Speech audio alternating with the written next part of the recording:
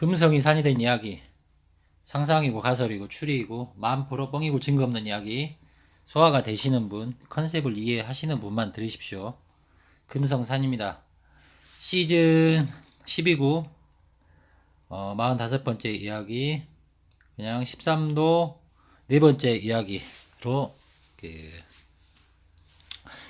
제목을 달았습니다. 이것저것 많이 나오니까 그냥 계속 13도 넘버 달고 13도 제목 달고 진행하겠습니다. 자, 이게 이제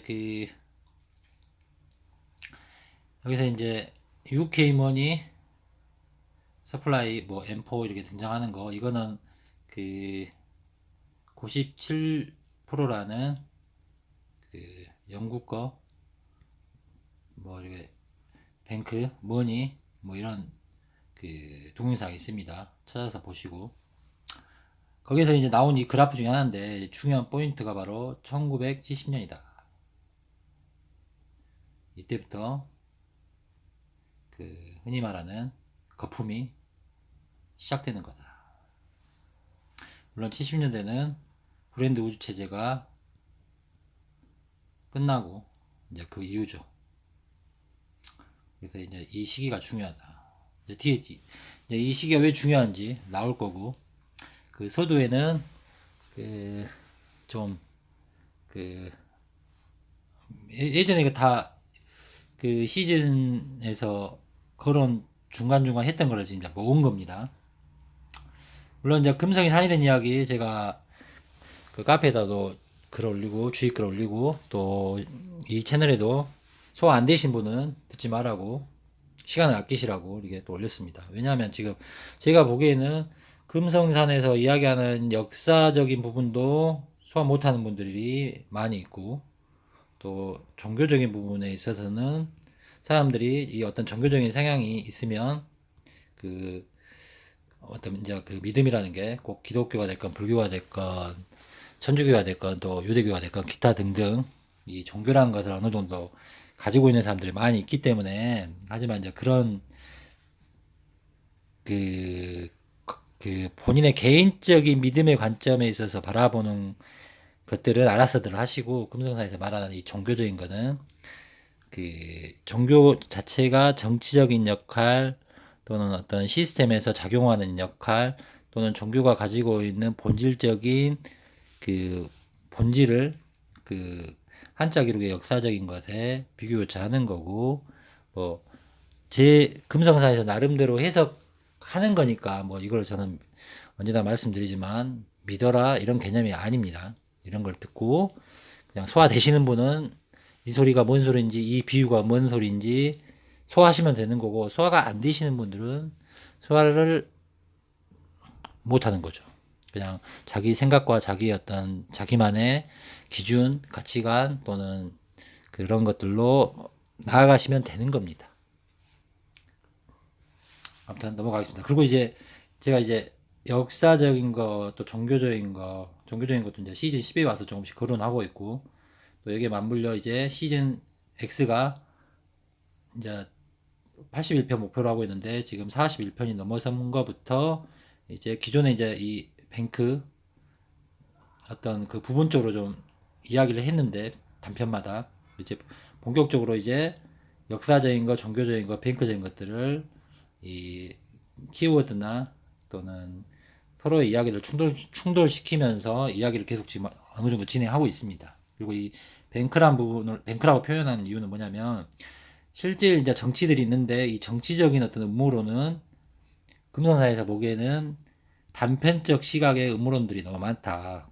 즉 1, 2차 세계대전 이후에 공화국의 탄생, 그런 이 국가 간에서 현실적으로 표현되는 또는 기독교나 또는 막 그런 종말론, 기타 등등 또는 미국의 어떤 주류의 음모론 그런 개념에서 접근하는 시각이 많은데, 금성사는 그런 개념은 별로 알아서들 리서치를 하시고 알아서들 드라마를 보다가 케이블 TV를 보다가 채널을 돌리듯이 자기 입맛에 따라 즐기시면 되는 거고, 이제 금성사에서는 이런 음모론적인 거나 또 현대 정치사적인 부분들을 거론하기보다는, 또는 경제 부분을 이 경제를 거론한 사람, 정치를 거론한 사람, 또는 음모론을 거론한 사람들은 많은 블로그, 책, 사이트, 채널들이 많이 있습니다. 저는 이제 그런 이야기를 하는 게 아니라 기존의 역사와 종교하고 맞물리는 이런 것들을 실제 작용한 어떤 이 힘의 자체, 힘의 어떤 보이지 않는 힘,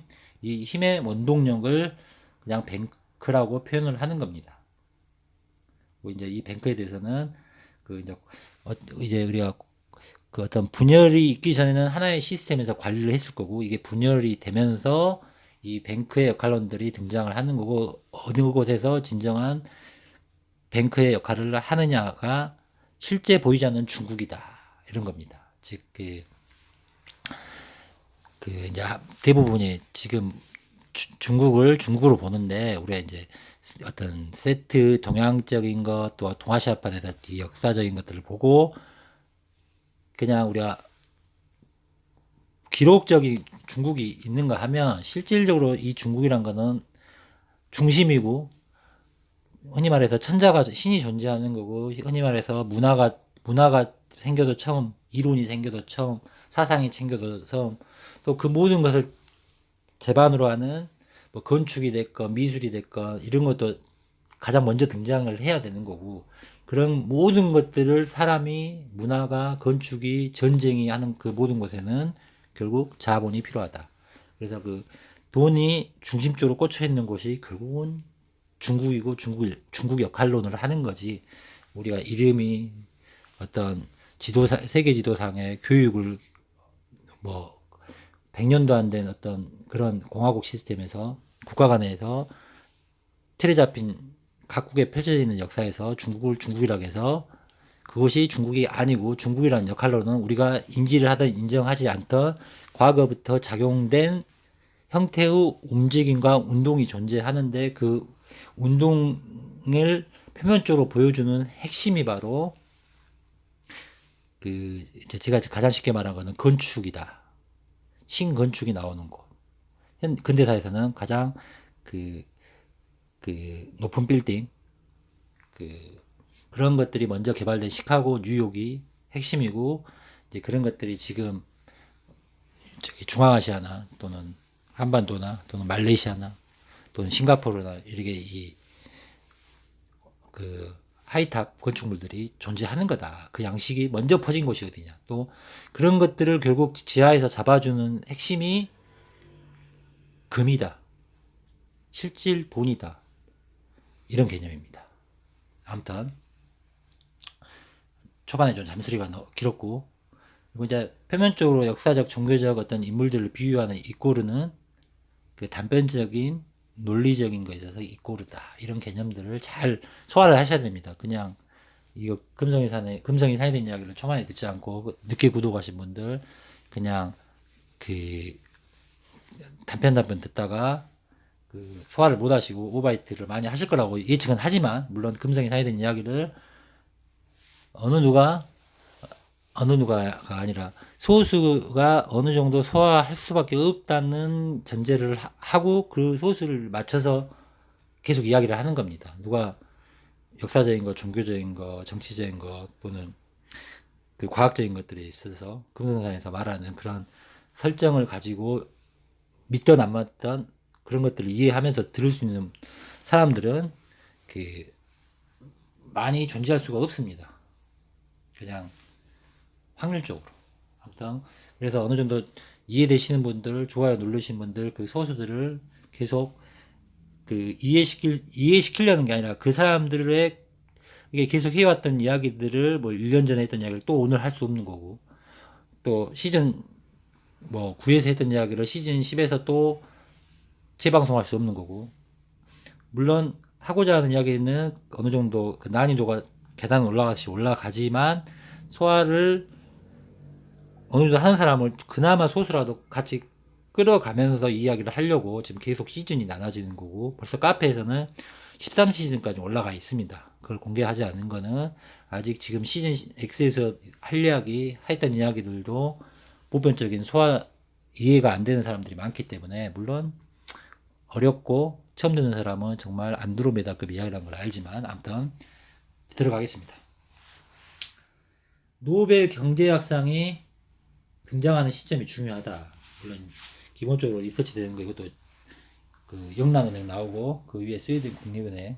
근데 스웨덴 국립은행의 300주년을 하고 노벨 경제학상이 등장을 합니다. 그리고 그 이 노벨 경제학상이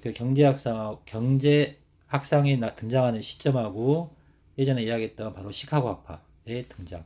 시카고 대학은 그 로스차일드가 돈을 밀어준 곳. 또 우리 시카고 그 만국박람회 그런 이야기 하면서 자주 시즌 1부터 이 콜롬비아 시카고는 이야기를 했습니다. 즉 시카고가 그 이제 제가 이거 블로그에서 또 했던 이야기인데 거꾸로 읽었을 때 고가 되는 거고 치카가 CHI 치나가 되고 이게 거꾸로 읽으면 나치 뭐 이런 비유를 하면서 고려다 또는 신라다 이런 얘기를 많이 했습니다. 즉 중심 도시다 시카고라는 것은. 뭐 시카고에 대해서 더 업이 되는 이야기는 있지만 그거는 지금 아직 하지 않고 있습니다.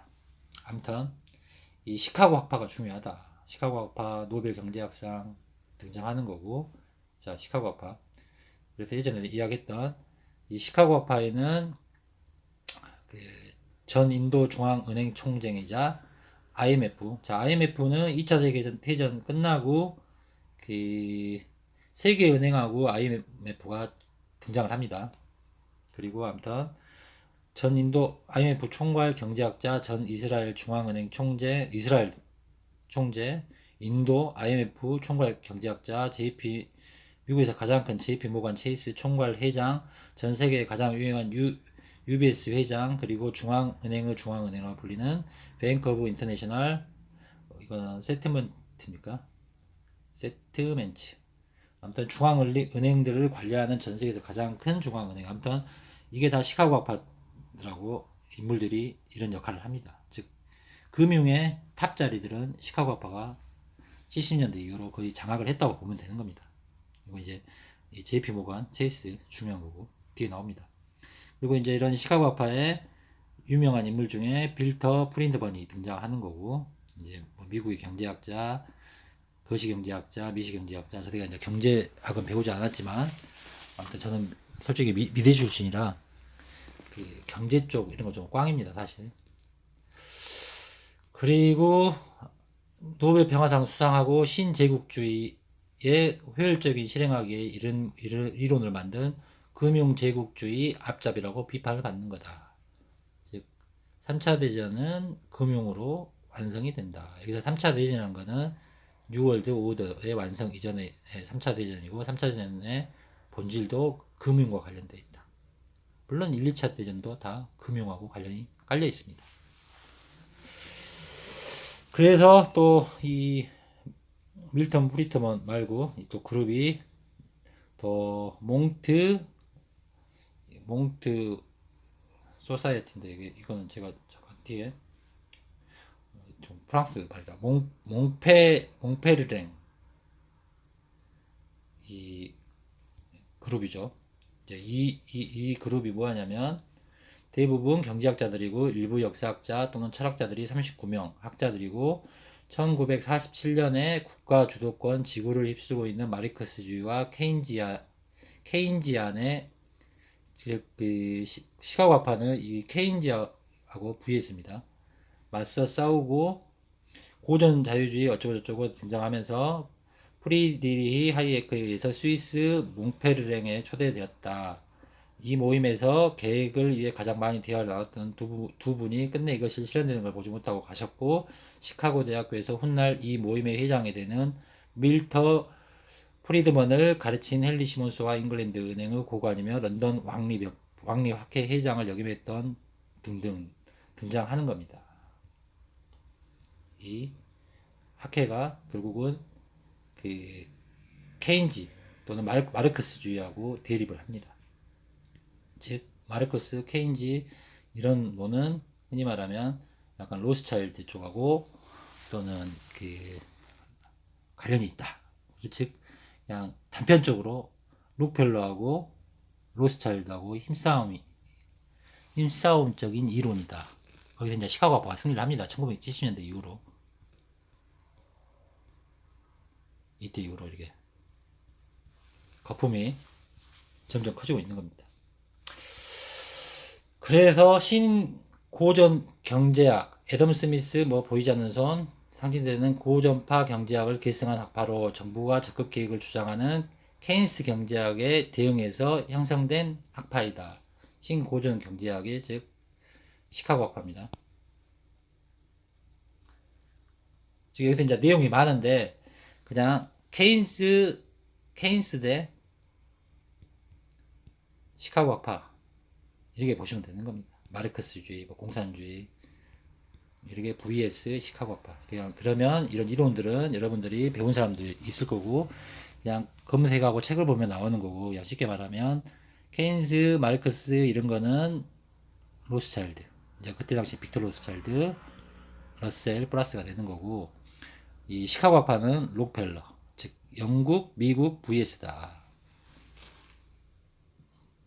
어느 정도 음모론 좀 아시는 분들은 이 개념을 아실 거고 그래서 원래 영국 고전파의 정통을 중시한 이제 알프레드 마셜 경제학을 일컬을 어쩌고저쩌고 미시 경제 아무튼 이렇게 나오는 겁니다. 즉 케인스 경제학이 신고전파 경제학하고 vs다. 신고전파 경제학은 시카고 학파다.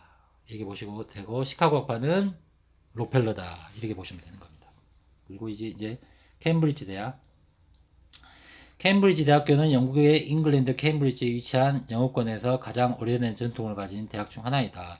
영국 중심의 공립대학이다. 케임브리지 대학교는 800년 이상의 오랜 역사와 큰 영향력을 세계 인류 대학 중 하나다. 지금 이제 좀 이런 금융 쪽 이야기하면서는 낯선 분들이 있으니까 그 대조선 역사나 아메리칸판이나 이런 영국들의 어떤 지명적인 것들 오리지널 개념을 추적하지 않고 일단 있는 자료 기준에서 이야기를 할 겁니다. 즉 아무튼 영국 역사에서 이게 영국 역사, 미국 역사, 금융 관련돼서 일단 그렇게 분해된 벌려진 그 기준으로 이야기를 할 겁니다. 물론 이제 어느 시기에 언제나 말씀드리지만 그 감나무 이식, 기록 이식, 이렇게 제국 어느 그 점령지가 제국 역사가 들어가서 프랜차이즈점이 되고 가맹점이 되고 본점이 존재하는 그런 이야기는 어느 정도 기존에 꼭 쭉 들어왔던 사람들은 못 뻔한 이야기니까. 즉 케임브리지 대학교가 이제 케인스, 즉 영국이다. 케인스 경제학은 20세기 영국 경제학자 존 메이더스 케인스의 사상을 기초한 경제학 이론이다. 케인스의 경제학은 여러 경제학자들을 방임주의의 실패로 인한 것으로 여기는 문제점이다. 그래서 1930년대 높은 실업률 디플레이션에 대해 거시기적인 규모의 대책 어쩌고저쩌고 등장한 거다. 아무튼 쉽게 말하면 케인스는 1, 2차 세계전의 그런 어떤 부분에서 주류고 이제 시카고 학파는 그 이유다. 이렇게 보시면 되는 겁니다. 그냥 쉽게. 6.25 이후죠. 베트남 전쟁, 6.25 베트남 전쟁, 이 교차점에서 등장하는 그리고 또 그 위대한 쇼, 달 착륙 TV쇼 또는 그 케네디 암살. 물론 케네디 암살의 그라운드 검은손도 결국은 그 우리가 로스차일드 쪽으로 봐야 된다 이거죠. 아무튼 이게 캠브리지 대학교 이렇게 이파와 앞에 나왔던 시카고 학파의 교차점이 바로 1970년대다. 그리고 이제 이 97%라는 거 이거 다큐멘터리 안 보신 분들 꼭 보십시오. 영국 그 중앙은행 돈의 역사 이런 것들 복합적으로 나오는 다큐인데 한 2시간 3시간짜리인데 볼만합니다. 그리고 넘어가서 그래서 이제 이렇게 프랭클린 루즈벨트 얘도 이제 좀 약간 케인즈 학파 처칠 이렇게 다 스탈린이니까 이렇게 다 그 메이슨이다 그냥 메이슨 이제 이 정도만 이야기하겠습니다. 메이슨 그리고 그 2차 대전의 그 승리의 주인공들이죠. 프랭클린 루즈벨트 젊었을 때 이런 모습이고, 아무튼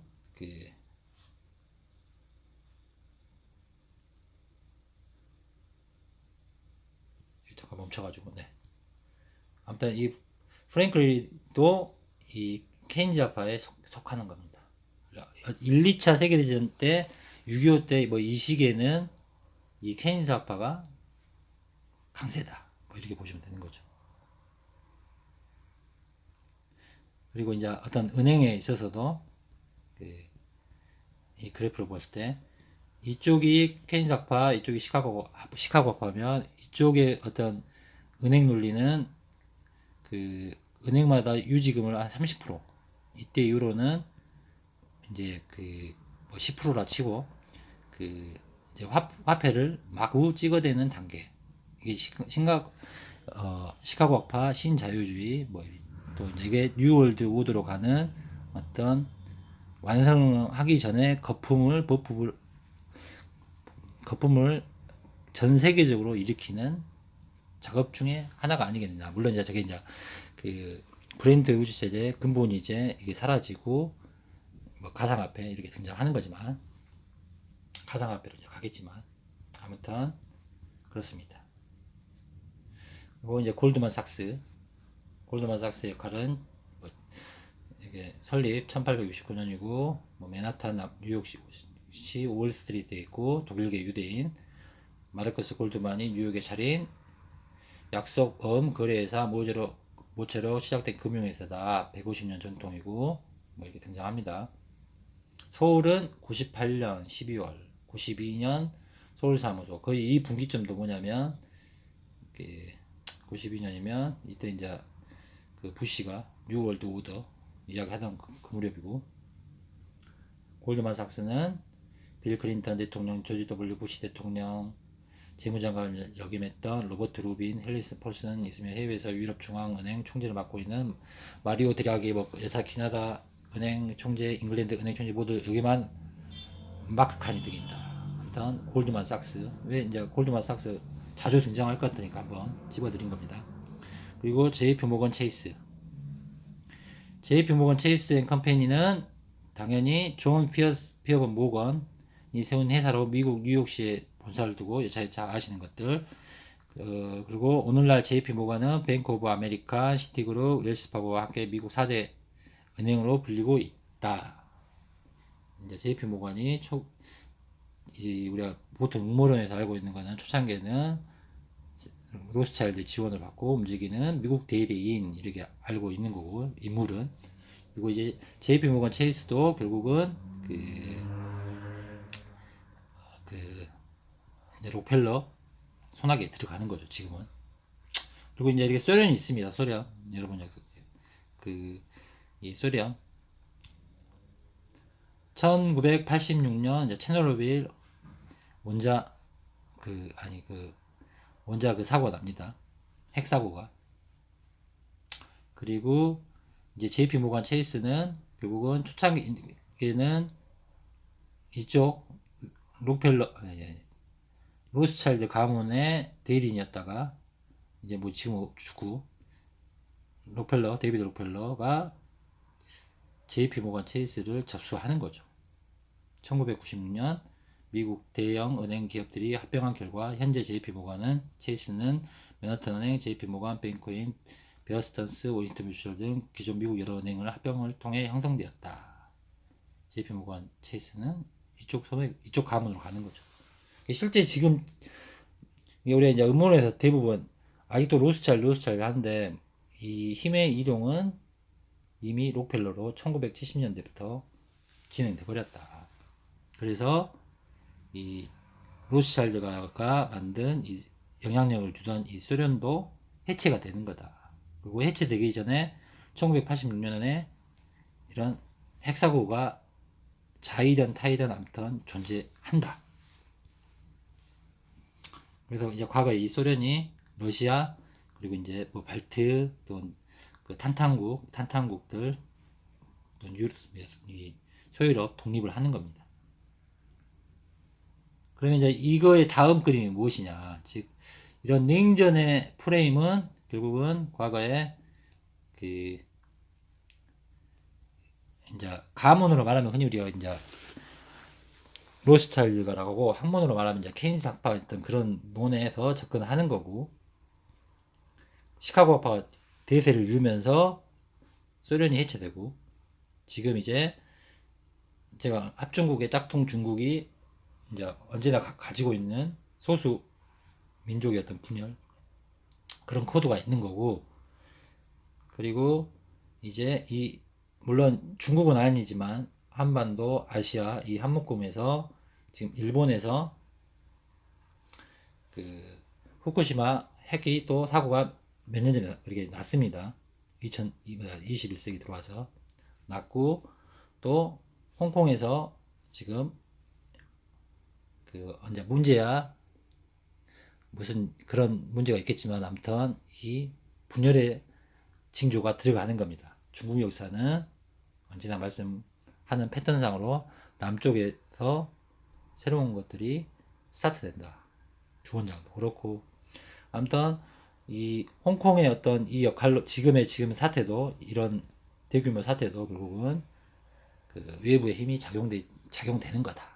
보이지 않는 힘싸움이다. 그 힘싸움에 그 기존의 어떤 중국의 이제 중국도 물론 개방은 했지만 어느 정도 중국의 이 과거의 어떤 그 이런 소련 시대의 만들어진 중국의 어떤 프레임과 틀에서 개방을 하고, 또는 어떤 자금의 지원을 받고, 즉 그냥 가맹점이 본점과 뭐 동등해진다거나 압도한다거나 하는 그런 개념을 가지고, 물론 그런 식으로 이제 중국 사람들이 됐건 어떤 정도 내막을 모르는 사람들은 그런 생각을 하겠죠. 그래서 이것도 어느 정도 다운시킨다, 해체한다, 뭐 그런 논이 존재하는 거다 라고 금성산에서는 패턴적으로 추론을 하는 겁니다. 그래서 홍콩에서 일어나는 거, 또는 이제 또 북한이 개방을 하는 역할론, 또는 1대1로 그런 개념들, 이게 왜냐면 이 러시아 해체할 때도 발트 이 3국 문제가 컸습니다. 아무튼 남쪽에서 불을 지핀다. 북쪽은 솔직히 뭐 지를 것이 없으니까. 중국에서도 북쪽에 내몽고 있고 뭘 건듭니까? 티베트. 이 경제적인 중심이 되는 홍콩, 마카오 불을 질러야죠. 분열을 시켜야죠. 아무튼 그런 패턴이 보인다. 즉 그 중국도 이 포인트, 또 이 포인트 달라이라마 있고 또 이제 이 북한 이 포인트가 경제적으로 개방을 하게 되면 이 위쪽에 영향력을 주는 거고, 아무튼 지금의 중국의 큰 이 틀은 어느 정도 조각을 내야 된다. 그 소련이 러시아 또는 이런 식으로 조각이 되듯이 완전히 사라지진 않는 거죠. 그 세력들이 다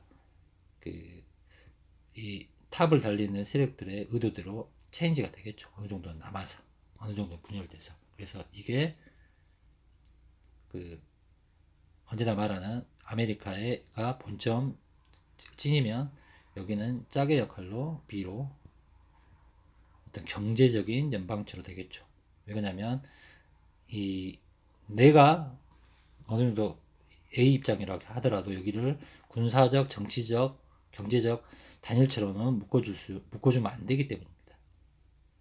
여기는 군사적, 경제적, 문화적, 역사적으로 하나로 묶어도 되지만 여기는 언제나 분열 상태의 그 이게 추를 두자면 이쪽으로 가면 전쟁, 이쪽으로 가면 단합, 이 갈림길에서 언제나 유지를 시키는 전략이 돼야지 본전 말을 듣는 거다.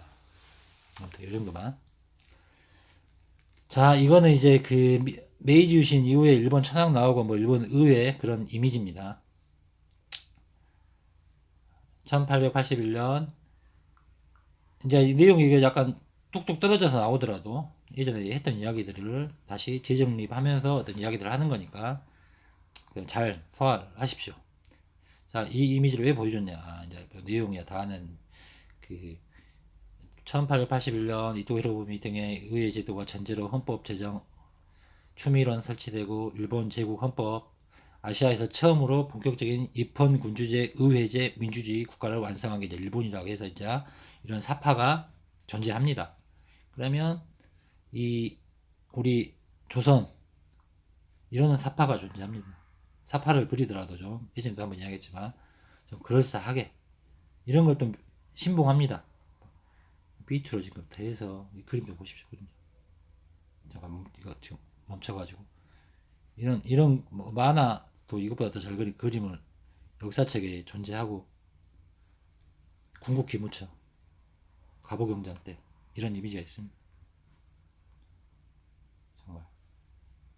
정말 이런 거는 보면 욕이 나오지만 좀 어느 정도 좀 되는 아무튼 잔소리 안 하겠습니다. 1894년 동학농민운동 교정청 일본 제국이 경복궁 쿠데타 교정청을 혁파하여 조선 이게 등장합니다. 이건 나중에 할 겁니다. 경복궁 쿠데타 궁국 자 이게 낙서하면 멈추니까 조금 궁국 기무처 조정 초정부적 회의기구이자 일종의 평회로서 행정권, 입법권을 동시에 가지고 국정 전반을 심의 결결하는 논의 김홍집, 박정양, 김윤식, 윤길주 17명 의원이 참여해 궁극기무처가 심의 통과 의안으로 국왕의 재가를 거쳐 이제 갑오경장 1차, 2차 막 그런 이야기죠. 자 이게 상평통보. 상평통보는 인조 11년에 1600년 뭐 이렇게 상평청에서 이건 뭐 검색해보면 나오니까 이 저 돈을 썼다고 합니다. 상평통보를. 그리고 이게 당백전입니까? 당백전. 그 당백전. 1866년 11월부터 금이영에서 당백전을 주조하기 시작해 이듬해 4월, 6월 뭐 1600만 량의 거액을 주조하여 실질가치 상평통보보다 5, 6배가 그 지나지 않은 신화폐를 어쩌고저쩌고 만들었다고 나옵니다. 저게 1866년 이제 흥선대원군 그 시절이죠. 당백전 주조. 즉 이 돈을 쓰다가 당백전을 썼다고 이제 우리는 이게 배운 거고 금성사에서는 1866년 금이영 당백전 이런 어떤 금융의 이야기는 아마 흥선대원군 고종은 독일 역사의 프로이센 그러니까 비스마르크 비렐르미세 이런 역사하고 좀 엮어진다 그런 이야기를 많이 했고 그리고 이제 1866년 이전에 이제 그 영국은행은 1844년에 또 멈춰가지고 낙서를 좀 안 하겠습니다. 그 1840년 은행 승인법이 잉글랜드 은행에 독점적인 발권을 권한을 부여하고 이제 근본이제를 실시하였다. 이게 이제 영국 역사의 은행 역사에 영란은행 역사에 등장하는 근본이제가 1844년에서 각자 은행권을 발행하던 시중은행들을 발권 권한이 상실되고 이제 그 영란은행에서 근본이제를 실시해서 돈을 찍어댔다. 이제 대충 이런 이야기인데 이 금강산에서는 이 1800년대 중반의 영국이라는 것은 결국은 독일이나 프로시아나 프로이센이나 이런 큰 틀에서 존재하는 게 영국이다. 영국은 그 후에 등장하는 거니까. 하지만 역사는 재정립된 거다. 즉, 이 당백전하고 좀 관련이 있을 수가 있다. 물론 이제 이 상평동부 당백전으로 넘어오는 이 조선 역사하고는 좀 어떤 그 개념 자체가 다르지만 이거를 대조선 프레임 지금까지 금성사에서 이야기했던 아메리칸판의 어떤 이야기들로 봤을 때는 이 영란은행은 결국은 그 독일과 관련이 있는 거고 독일과 관련이 있는 이 흥선대원군 시대의 당백전 이야기하고 어떤 맥락을 같이 할 수밖에 없지 않겠느냐라고 일단 물음표만 던지겠습니다. 나중에 이야기 나옵니다. 그래서 갑오개혁이 1894년에 군국기무처 아까 나온 이 말도 안 되는 그 애들이 이제 하는 거죠. 17명이서.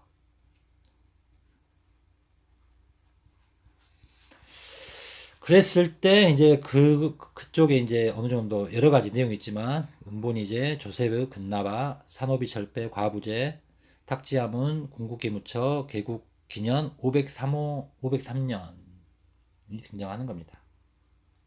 은본이제. 갑오개혁 때 은본이제가 되는 거고. 이게 이제 그 일풀입니까? 일전. 이게 이제 그 보면 영어, 한글 또 한자 이렇게 돼 있고 자 이런 것들.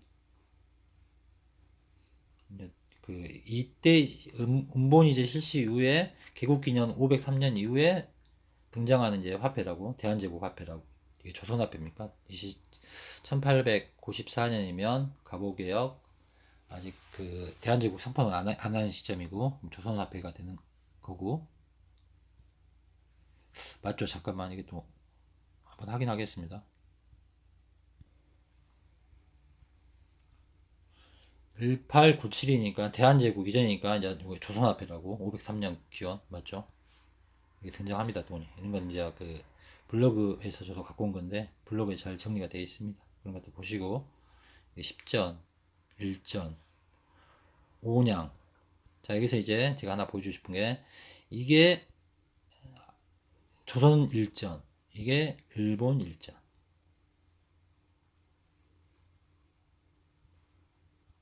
비슷합니다. 비슷해. 좀 차이는 이제 보시면 잘 알겠지만 아무튼 돈을 이걸 찍어낸 이 프레임이 물론 이제 뭐 독일에서 갖고 와서 기기를 찍었다 뭐 이런 이야기도 있는데 아무튼 일단 이거는 그냥 있는 거대로만 보여드리겠습니다. 뒤에서 다른 이야기가 나오니까 이거나 이렇게 자 이거 여러 번 보여드립니다. 느낌이 오시는 분들만 느끼시라고. 아무튼 이게 있습니다. 여기서 이제 중요한 게 온양은하 은본이 이제 기본이 되는 이 온양입니다. 은하로 만든 온양. 그리고 이전 오픈짜리 백동화.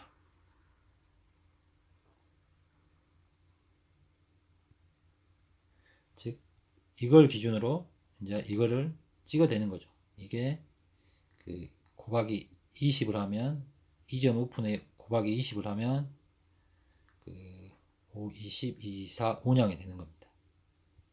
이전 오픈짜리가 그 20개가 있으면 또 멈췄네. 잠깐만. 있으면 5냥 은하가 되는 거고 즉 이거를 기준으로 저 화폐 이전 오픈짜리 찍어야 되는데 개수에 맞춰서 은하의 기준에 맞춰서 근데 보통 이제 이 이전 오픈짜리 얘가 위조가 됐건 많이 찍어냅니다. 뭐 위조가 됐다 일본에서 찍었다 아무튼 이게 그 백동화로 만드는데 지금으로 말하면 쉽게 근본이제에서 금의 양만큼 돈이 있어야 되는데 금의 양을 떠나서 돈을 마구 찍어낸다는 논리하고 비슷한 사건이 이미 그 조선시대 역사에서도 있었다고 등장을 하는 겁니다.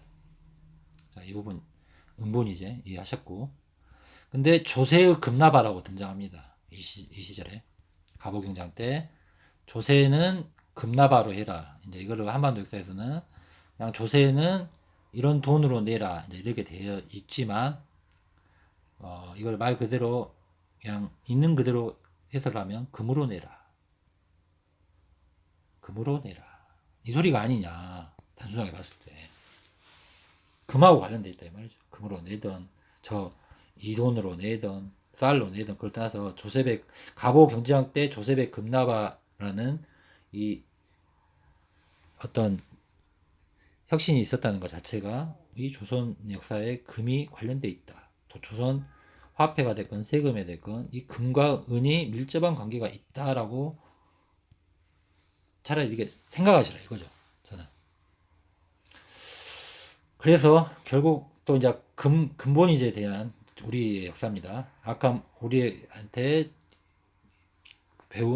들은 책으로 본 이야기입니다. 아간 발전으로 일본 영향을 줄이고 성립된 대한제국은 은본이제를 포기하고 그 은본이제는 아까 갑오경장 뭐 그런 이야기하고 맥락을 하는 거고 1901년 광무개혁의 일환으로 근본이제도를 뭐 어쩌고저쩌고 하는 이야기가 나옵니다. 사실 근본이제가 본격적으로 실행하려면 러시아와 합작해서 한너은행이 설치하거나 이후 중앙은행 설치 등을 따라야 했으나 한너은행이 러시아 이권 침탈을 막아내어 언급되는 독립협회의 활약으로 막혔고 중앙은행 설립은 결국 이뤄내지 못했다. 자, 이걸 금성사에서 그동안 꼭 해왔던 이야기로 그냥 단순하게 비유를 하자면 자 독립협회, 미국, 동부 13도, 개혁, 메이슨들, 일진회. 일진회야 보통 이제 일진회가 일루미나티라고 제가 많이 이야기했고 이 일진회는 1910년도 이후에 존재 가치가 사라진 걸로 나오는 겁니다. 일루미나티, 일진회, 광명회 관련이 있는 거고 아무튼 이 독립협회에서 한너은행을 막습니다. 다 이게 금하고 관련됐고 중앙은행하고 관련이 있는 겁니다. 중앙은행 FRB 즉 FRB를 권력을 짚는 팀이 미국이고 지금 결과론적으로 금을 보증으로 미국 달러가 있는 거고 기축통화가 이루어져서 세계의 경제의 핵심이 되는 게 미국 달러다. 결국 이거를 결과론적으로 꼬꾸로 봤을 때 이 기축화 이 달러 미국의 달러 말고 과거에는 한너은행이 이 역할을 하려고 했는데 이 미국이라는 그 메이슨들 또는 그 개혁 그러니까 한국협회 반대하는 한너은행 반대하는 세력들이 이거를 먹었다. 그러면 이거에 그리고 이제 이런 것들 때문에 전쟁이 일어났고 구시대의 질서가 파괴되고 그 이미 세도 정치 이전부터 이 족보적 문제가 있던 것들에 어떤 파생된 사람들의 권력 로얄 권력들이 그냥 명분상으로 이왕직으로 넘어갔다 이런 이야기를 할 수가 있는 거죠.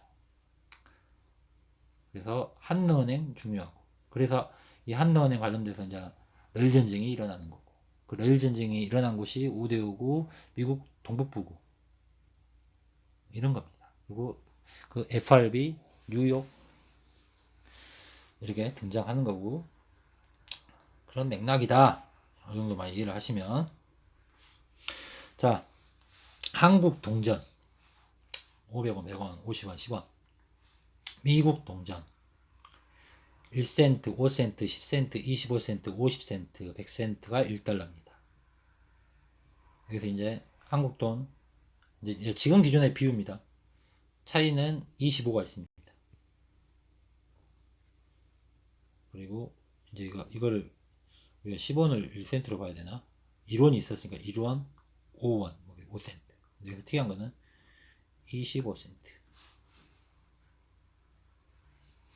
즉, 그 1센트, 5센트, 10센트, 25센트 쿼터 이게 등장하는 겁니다. 그리고 이게 좀 25, 이제 한국 사람들한테는 동전계에서 좀 특이한 거 25센트 쿼터. 금성사에서 이제 이 쿼터가 참 또 중요한 키를 가지고 있다. 그 이야기를 하려고 하는 겁니다. 그 쿼터에 25센트의 인물이 조지 워싱턴 동전에 있습니다. 그러면 금성산에 이거는 물론 이거는 그냥 금성산에서 정말 황당한 추론일 수도 있고 약간 저만의 해석법에서 이게 이거 같다는 겁니다. 그러니까 증거 없고 근거 없으니까 다른 데 가서는 그냥 이런 거를 우릴 필요도 없고 그냥 금성산에 대한 이야기니까 금성산이라 되니까 저런 소리를 하는갑다 하고 그냥 넘기시면 되는 겁니다. 이게 이제 과거에 한 1900년도 초에 이게 5센트입니다. 5센트. 지금 이렇게 됐지만 이 디자인이지만 과거에는 이게 5센트입니다. 5센트짜리 V니까. 지금 이제 이거는 우리가 어느 정도 정립이 된 돈이고 우리 이제 그리고 우리도 양에서 원으로 바뀌었고 하지만 아무튼 이 25센트 이 25센트가 뭐냐? 조지 워싱턴이 있고 국부가 1776에 이제 이걸 금강산에서는 정조 아니겠느냐 이런 이야기를 하는 겁니다. 그럴 때 이 25센트가 결국 뭐냐면 우리 이 가보경자에 등장하는 이 돈 중에 가장 가까운 게 뭐 1푼, 1전, 1푼, 1전, 1량입니까? 1량? 이게 1량? 한량? 한푼 줍쇼. 푼이죠. 한 푼. 한 푼. 1전. 이거는 일본의 1전. 이거나 이거나 이거나 이거나 이거나 이거나 10전이죠. 이거는. 그러면 1량이 있고 5량이 있고 바로 5량 은하에 가장 문제가 됐던 이전 오픈 백동화의 이 이전 오픈짜리 백동화하고 가장 매치가 되는 게 지금 이 문제의 이전 오픈 이걸 기준으로 찍어냈던 이 이전 오픈의 미국 돈은 이 쿼터 25센트가 아니겠느냐. 금연사에서 이렇게 보는 거죠. 이 돈이 우리 기록에 등장하는 이전 오픈의 역할이다. 25센트가 쿼터가 이거는 5센트고. 그리고 이제 뒤에는 그 과거의 달러입니다. 달러 1861년 1센트 또 이런 디자인. 또 1달러 골드 1853년 할프 이제 물론 이게 그 아메리카 역사에 등장한 돈들입니다. 유럽이나 할프 센트 이런 디자인들이 있습니다. 가드위드 트러스트 1865년 이거는 이제 원실링 지금 한국 100원짜리 동전도 다 이런 데서 디자인이 넘어온 겁니다. 이런 모양에서 1859년 자 이런 게 또 있습니다. 이거 동인도회사 마크 1761 중요한 거는 바로 이겁니다. 이거 그래서 많이 보지 않았습니까? 이 포인트 다시 넘어갔을 때 저 포인트가 등장하는 돈이 이 포인트 또 비슷한 게 일본의 이 포인트 이 포인트 자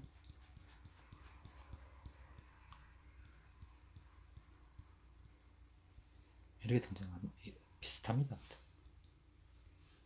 그냥 답을 때로는 내려 하지 말고 그냥 이런 게 있구나 이런 이야기가 있구나 이것들을 들어가다 보면 어느 순간 정확하게 이 고루가 형성되는 그 이야기들이 등장할 거고 금성이 사회된 이야기가 당분간도 상상이고 가설이고 추리고 마음 풀어 뻥이라는 이야기로 이야기하겠지만 언젠가는 그걸 배제하고 어느 정도 이거는 이거지 않겠냐라는 추론을 빼내는 이야기들이 언젠가는 하겠죠. 하지만 지금 단계도 그뭐 카페에 있는 11, 12, 13 단계도 상상이고 가설이고 마음 풀어 뻥이고 증거 없는 이야기를 전제로 가는 겁니다. 언젠가는 이런 것들을 좀 어느 정도 이게 드러났다가 우리가 쉽게 말하면 초벌, 중벌에서 초벌 정도라고 보시면 되는 겁니다. 지금 여러분들이 듣고 있는 이야기가. 자, 과거에도 여기는 이제 1735 돈이 있는 겁니다.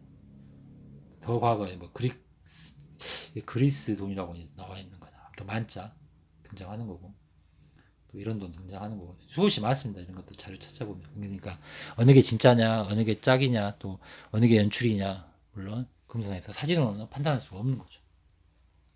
그리고 이거는 이제 1932년에 등장했던 행운의 럭키머니 뭐 이스라엘 마크, 나치 마크, 전시안 마크, 클로버 마크 이런 것들이 좋은 의미로 쓰였던 시절이 있습니다. 별 여기 이제 이 별이 눈으로 바뀌면 흔히 전시안이라고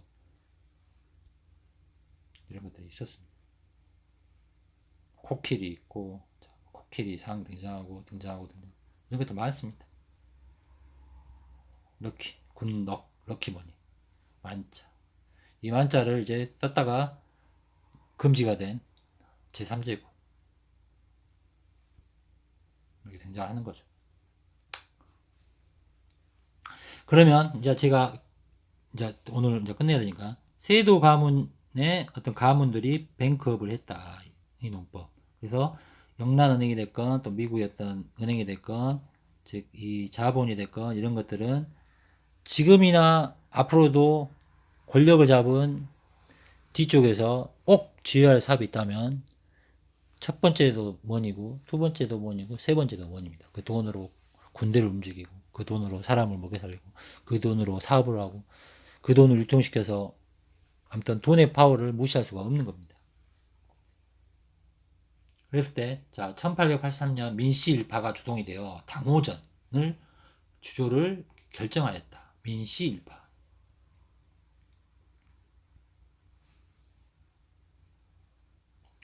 민태우가 책임을 맡았으며 민태우, 경희궁 창덕궁 뒤편에 만리창을 주조하였다. 등에서 이어서 강화도 의주 등지에서 주조를 하였다. 이들만으로 정부가 필요할 만큼 다액의 화폐를 계속 발행하지 못하였다. 이에 민태우가 주전사업 상설기구를 설치한 것을 거니 그의 7월 전환국이 설치되고 이로써 당호전은 전환국에서만 주조할 수 있게 되었다. 그래서 전환국에서 주조, 원료, 공급 및 편의상 지방의 주전사업을 분리하지 않고 창원과 마산의 전환국 주소를 분설하였다. 그리고 또 1888년 전환국에서 당호전 주원칙 무너지고 뭐 이제 무너져가지고 호조, 춘천부, 감도가에 막 여차여차해서 막 돈이 만들어지고 이런 것들이 이제 등장을 합니다. 1890년 원료 공급 편의 이유로 전환국 주전소를 평양에까지 설치하였다. 이런 악화로 당호전 주전 사업은 1894년 7월 민씨 정권을 몰라 개화파 정권의 성립과 함께 중단되었다. 즉 개화파 이후에 이런 머니의 사업이 개화파로 갔다는 소리죠. 하지만 이게 뚝 끊어지지 않는다. 역사의 기록처럼. 보이지 않는 맥락으로 어떤 방식으로든 그 비즈니스가 이루어진다. 정도는 어느 정도 금성이 상이된 이야기를 들을 정도면 이해를 하셔야 된다. 그래서 결국은 이 세도 가문의 구성원들이 이 뱅크 사업을 안 할 수가 없는 거다. 이론적으로. 그렇게 보시는 게 맞는 거다. 갑자기 부자가 등장하진 않습니다. 아무튼 스폰 해주신 분들 감사드리고 오늘은 여기까지 하겠습니다. 소화되시는 분만 꼭 들으십시오. 이해가 되시면 좋아요. 이해가 안 되시면 그냥 다른 사이트에서 다른 채널에서 더 좋은 내용들 들으시면 됩니다. 감사합니다.